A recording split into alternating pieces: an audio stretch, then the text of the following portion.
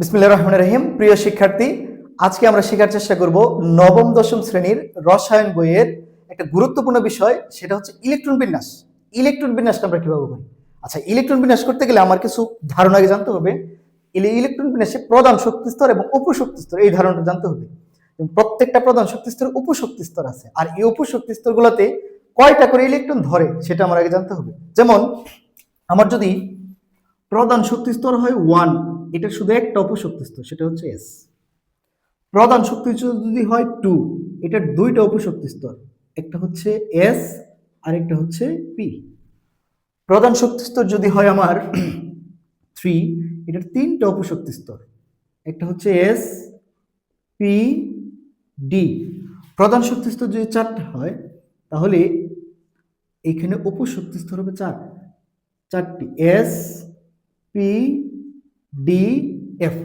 এখন এই প্রত্যেকটা উপশক্তি স্তরে ইলেকট্রন ধারণের একটা ক্ষমতা আছে, মানে কে কয়টা সর্বোচ্চ ইলেকট্রন ধারণ করতে পারে। যেমন এস অরবিটালে এইটা সর্বোচ্চ 2টা ইলেকট্রন ধারণ করতে পারে, পি সর্বোচ্চ 6টা ইলেকট্রন ধারণ করতে পারে, ডি সর্বোচ্চ 10টা ইলেকট্রন ধারণ করতে পারে, এবং এফ সর্বোচ্চ 14টা ইলেকট্রন ধারণ করতে পারে। তাহলে এই এসপিডিএফ দিয়ে আমরা এখানে একটা ইলেকট্রন বিন্যাস করি। যদি আমরা প্রথম ইলেকট্রন বিন্যাস করি হিলিয়ামের পরমাণু সংখ্যা 2, তাহলে প্রথমে প্রধান শক্তি স্তর কয় থেকে শুরু হবে? 1 থেকে শুরু হবে। তাহলে দিলাম 1 এর উপশক্তি স্তর কয়টা আছে? একটা। কে? এস। এস এ কয়টা ইলেকট্রন ধরতে পারে সর্বোচ্চ? 2টা। তাহলে আমি দিয়ে দিলাম 2। হিলিয়ামের কত ছিল? 2। তাহলে 1s2, সেটা কমপ্লিট। আচ্ছা, তারপর যদি যাই আমরা লিথিয়ামের পরমাণু সংখ্যা আছে 3, আমরা এটাকে ইলেকট্রন বিন্যাস করব। প্রথম প্রধান শক্তি স্তর আছে কত? 1 এর উপশক্তি স্তর হচ্ছে এস। এস এর সর্বোচ্চ 2টা ইলেকট্রন ধরতে পারে। 1 কিন্তু কমপ্লিট। 1 এর পর আমি কোথায় যাব? 1 এর পর আমরা 2 তে যাব, কারণ ইলেকট্রন বিন্যাসের একটা ধর্ম হচ্ছে, ইলেকট্রন আগে নিম্ন শক্তি স্তরে প্রবেশ করবে, তারপরে উচ্চ শক্তি স্তরে যাবে। সেটা নিম্ন শক্তি স্তর সে দুই ভাবে কাউন্ট করবে। একটা হচ্ছে প্রথম প্রধান শক্তি স্তর, 1 এর পরে 2, 2 এর পরে 3, 3 এর পরে 4। আবার এই যে 3 এর পরে 4 এ গেলাম, এইগুলোতে উপশক্তি স্তর আছে, উপশক্তি স্তরগুলো তারা এই নিয়মে মেনটেন করবে। উপশক্তি স্তরে যেটাতে ইলেকট্রন কম ধারণ হয়, মানে যেটাতে কম ইলেকট্রন প্রবেশ করে, সেটাতে আগে ঢুকবে, তারপরে বেশিটা যাবে। যেমন এস এ আগে যাবে, এস কমপ্লিট হয়ে পি যাবে, পি কমপ্লিট হয়ে ডি যাবে, ডি কমপ্লিট হয়ে এফ এ যাবে। তাহলে ইলেকট্রন ধর্ম হচ্ছে আগে নিম্ন শক্তি স্তর কমপ্লিট করবে, তারপরে উচ্চ শক্তি স্তরগুলোতে যাবে। তাহলে এখানে 1s2, তাহলে 1 এর একটা উপস্তর ছিল, এটা কমপ্লিট। তারপর 2 তে চলে যাব, এই গেলাম 2 তে।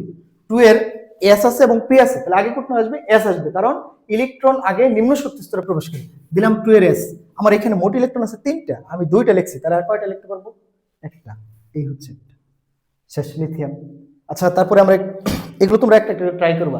যদি যাই আমরা সোডিয়ামের পরমাণু সংখ্যা হচ্ছে 11, তাহলে 1s2, 1 কমপ্লিট। 1 কমপ্লিট হওয়ার পর যাবো কোথায়? 2 এর এস আছে, এস এ যাবে 2টা, এস এর পরে 2 এর পি আছে, পি তে যাবে 6টা, 2p6। এখানে কয়টা হলো আমার? 10টা। সোডিয়ামের ছিল কয়টা? 11টা। আরো একটা ইলেকট্রন লাগবে। 2 এর এস, 2 এর পি। 2 এর তো আমরা sp দুইজনই আছে, আর কেউ আছে না। তারপরে কোথায় যাব? 3 তে যাব। আমি গেলাম 3 তে। 3 এর প্রথমে কি আসবে? s, 3s। তাহলে এখানে 10টা ছিল, আর একটা লাগে, এই 3s1। এই তো কমপ্লিট। যদি সেম প্রসেসে আমরা যাই ক্লোরিন হচ্ছে 17, তাহলে 1s2, 1 complete, 2s2, 2p6, 2 complete. 3 তে যাই, 3 এর প্রথমে এস, এসে দিলাম 2টা। এইবার দেখি কয়টা হয়েছে।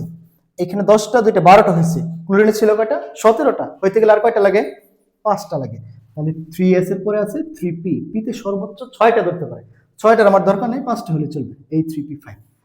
এই ছিল আমার ইলেকট্রন বিন্যাস। আমরা 1 থেকে 18 পর্যন্ত পারমাণবিক সংখ্যার ইলেকট্রন বিন্যাসগুলো এই একটা নিয়মে করতে পারবো। 1 হচ্ছে আমার হাইড্রোজেন, মানে হাইড্রোজেন থেকে আর্গন, হাইড্রোজেন পরমাণু সংখ্যা হচ্ছে 1, আর্গন হচ্ছে 18। এই হাইড্রোজেন থেকে আর্গন পর্যন্ত এই সেম নিয়মে যেতে পারবো। এরপরে যে ব্যতিক্রম নিয়মগুলো আছে, এইগুলোর জন্য আমরা পরবর্তী ক্লাস তোমরা ফলো করো। পরবর্তী ক্লাসে আমি অবশ্যই খুব সুন্দর করে এটা বোঝানোর চেষ্টা করবো। ধন্যবাদ সবাইকে।